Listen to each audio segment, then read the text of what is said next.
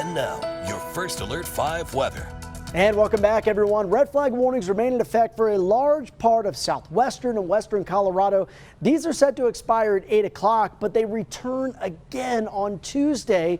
Almost a mainstay over the past couple of days in the same area of the state. From 11 a.m. to 8 p.m. could see gusts around 50 miles per hour, humidity down as low as 9 to 15%. And as we expand the view, check this out. Almost all of the Four Corners region from Arizona into Utah down into northern and central New Mexico also under this red flag warning, high fire danger threat again on Tuesday. The other story for the rest of us, it has been this crippling heat. Feels more like an August heat wave in the middle of June, at least in my opinion. A little bit too early to see triple digits in Pueblo, but we've seen it now 3 days in a row.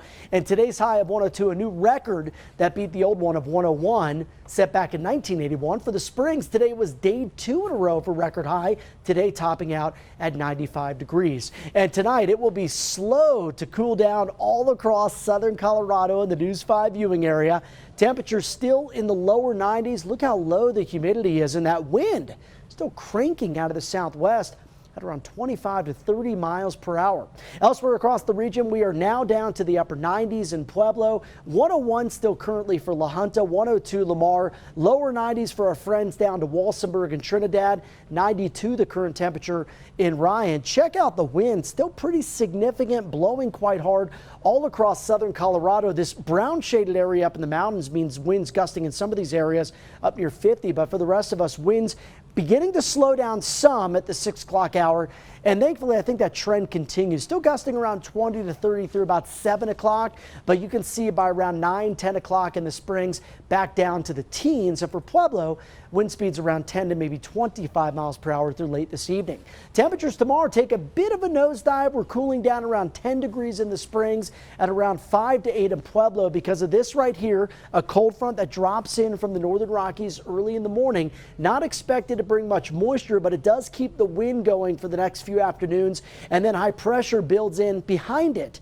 By late this week on Thursday, that's when that next round of warmer weather starts to surge back into the region. And by Friday, many areas back into the 90s with some triple digits back into play across the southeast plains. Overnight lows tonight eventually down to the upper 60s. That's about as good as it gets. 69 for La Junta, 60 in Walsenburg, and 62 in Pueblo. Take a look at the heat tomorrow. We're a little bit better than today. Notice the triple digits are gone from the forecast map, but we are still above average for this time of the year. In fact, we stay above average over the next 7 days. Hazy skies, still some areas of smoke Tuesday from fires burning in those neighboring states. I think better air quality, though, beginning on Wednesday. Friday, the wind comes back, and that's going to push that high to 92.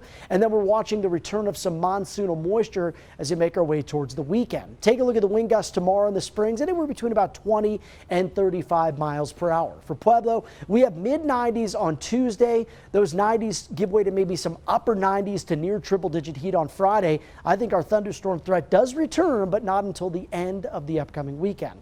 For Canyon City, we've got 90 degrees on Tuesday, down maybe to the 80s for a day or two, but you can see 90s more than 80s over the next 7 days, and the chance of thunderstorms as we head into the upcoming weekend. For Woodland Park, we have temperatures here in the 70s through Wednesday, and then notice by the weekend we've got some thunder, we've got some lightning in the forecast.